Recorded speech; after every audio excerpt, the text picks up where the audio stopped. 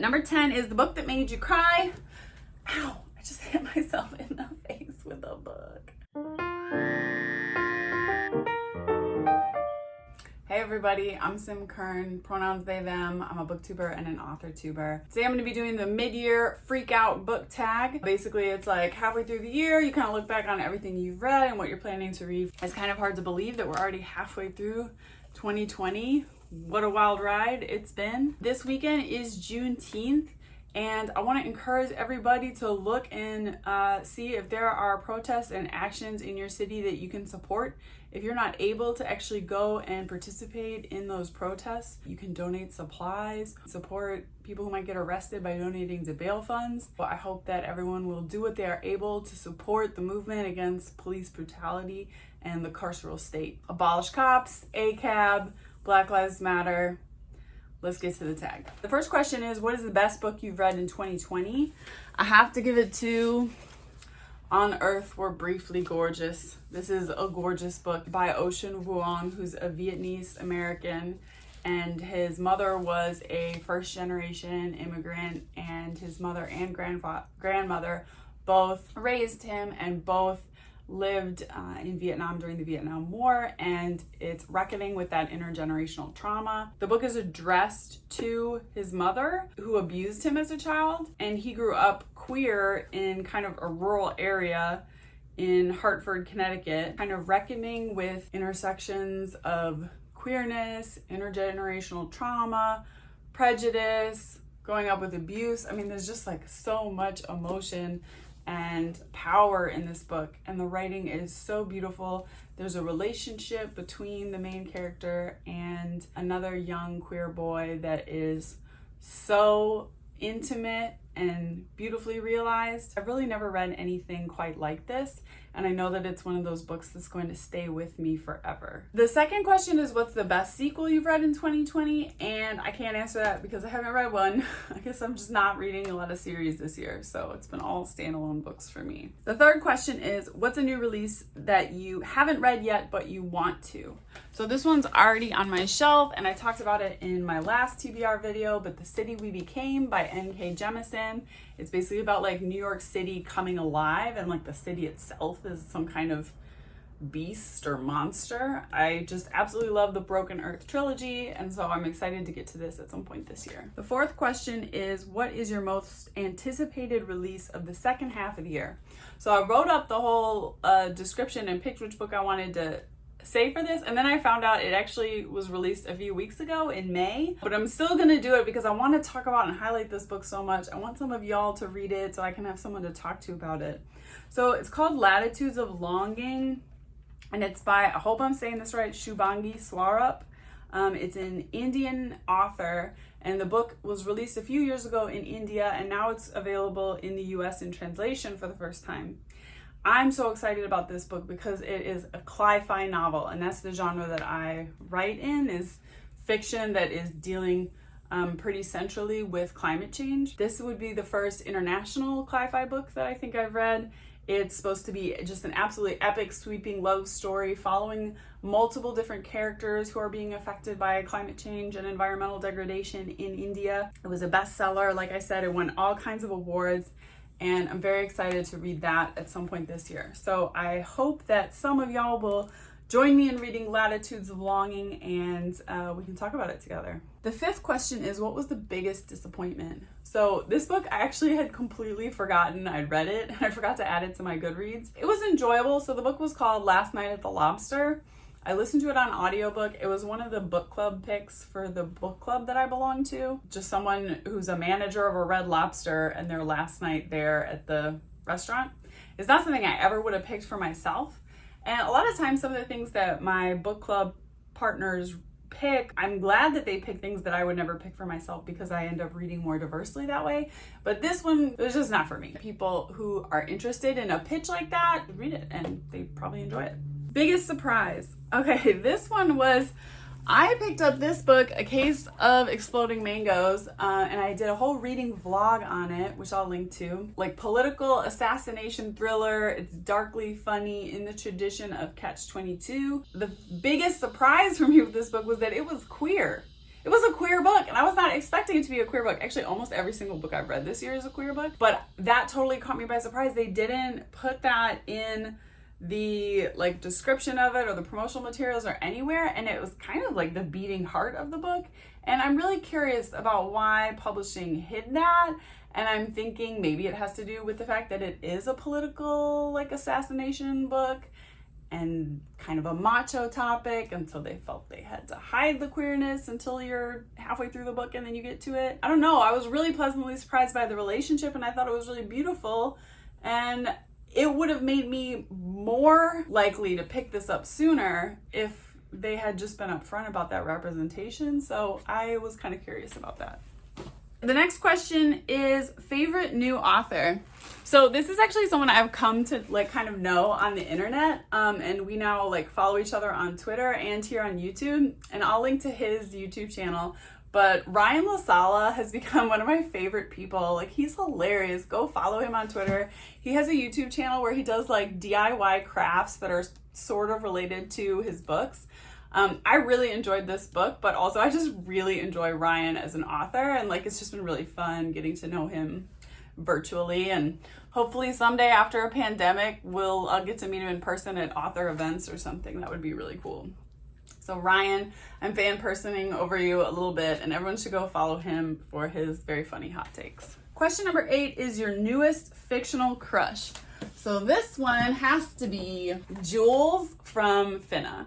So Jules is a non-binary, kind of doesn't give a fuck attitude IKEA employee, or it's like a fictional IKEA. And in this book, they travel through wormholes into different IKEAs to retrieve a customer who's wandered off through a wormhole. The two employees who are going on this adventure are Ava and Jules, who have recently broken up. And Jules is exactly the kind of like aloof rock star energy dreamboat that that I'm really attracted to. So Jules is my newest crush. Newest favorite character. I have to go back to this book. Baby Obaid stole my heart in this book. I think the juxtaposition of this very like femme soft boy who's caught up in this assassination plot against a dictator. Like, Obaid just absolutely stole my heart. He's a darling. He's just a darling. And that was definitely my favorite part of this book. Question number 10, again, we're repeating some of these. I read a few other books this year, but they're all nonfiction, and none of these questions pertain to nonfiction, so maybe we should do some more nonfiction tags. But number 10 is the book that made you cry. Ow, I just hit myself in the face with a book. On Earth We're Briefly Gorgeous made me cry the most. A couple of these books made me cry. Felix Ever After definitely made me cry, like happy cry. I think I teared up a little bit at A Case of Exploding Mangoes. This one, though, Station 11 also, a little bit of crying in there. But on Earth We're Briefly Gorgeous, I was like crying every 5 pages. I started reading this book in a doctor's office, and I had to like stop before the doctor came. I was like 5 pages in, like, oh, I'm gonna start this new book I brought along with me, and then had to like stop because it was way too emotional. So this book made me cry like almost the whole time. Again, it's like devastating and beautiful.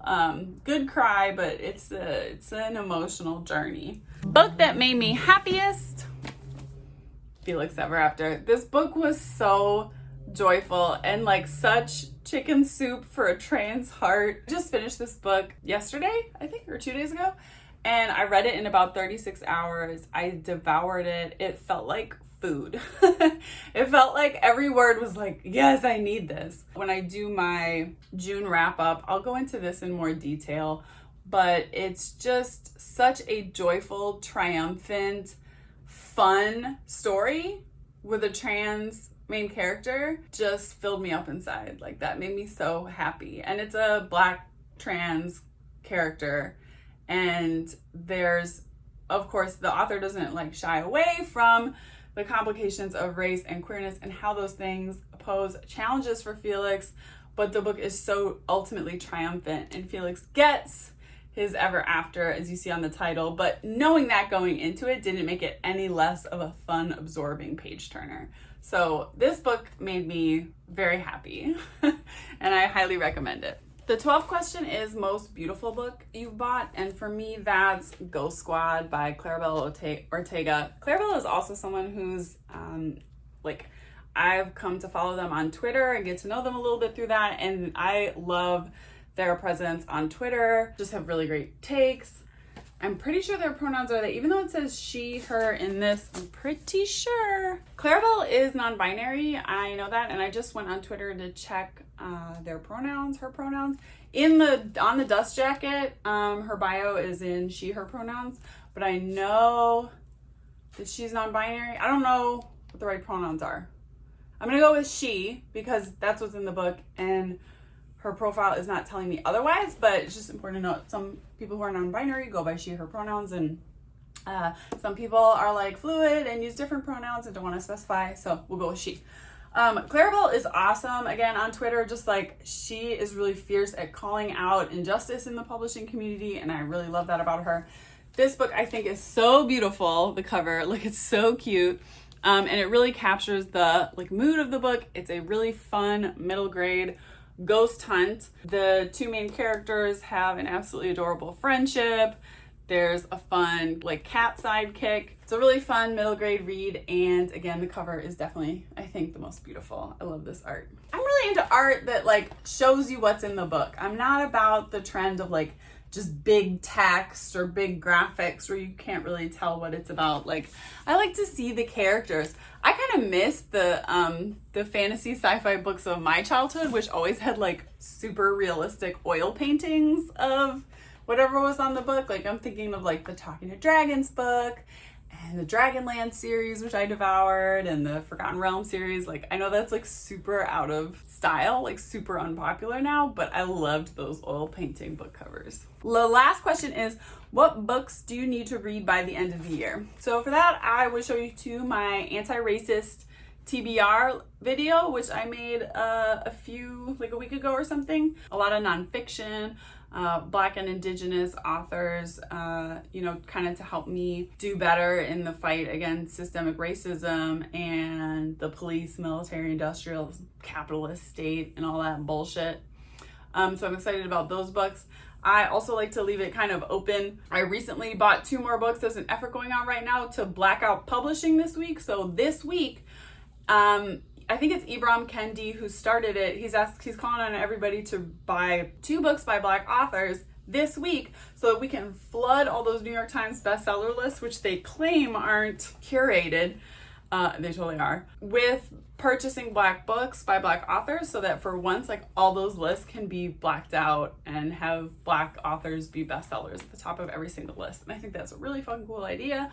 So I bought for myself 2 books, The Sound of the Stars by Alechia Dow. That one, the author self-admitted that it's probably not going to make it to the bestseller list, but I really like her on Twitter, and I think her book sounds cool, so I bought it.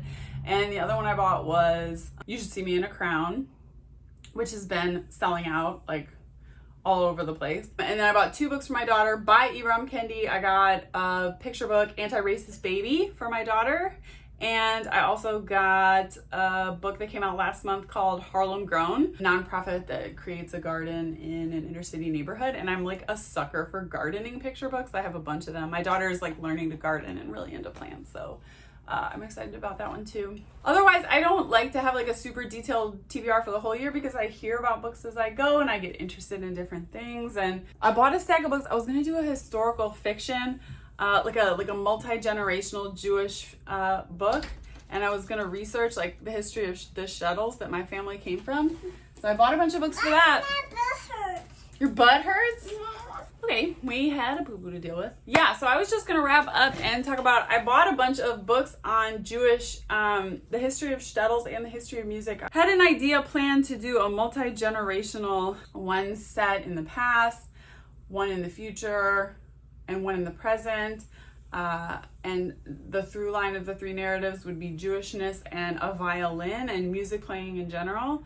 But that book's actually on hold because I have started a new draft of a new book. I'm not gonna say any more about it because book ideas are very fragile when they're new, and you have to, like, if you tell too many people about it, you like lose your magic. You don't want anyone to see it or look at it or breathe on it. So I'm not telling anyone too much about my book idea yet, but once I have about 20,000 words under my belt, I'll start telling you more about who the characters are and what they're up to and what I'm trying to accomplish with this book. So look forward to that. That's it for me. That's it for this tag. I will see you next time. Bye.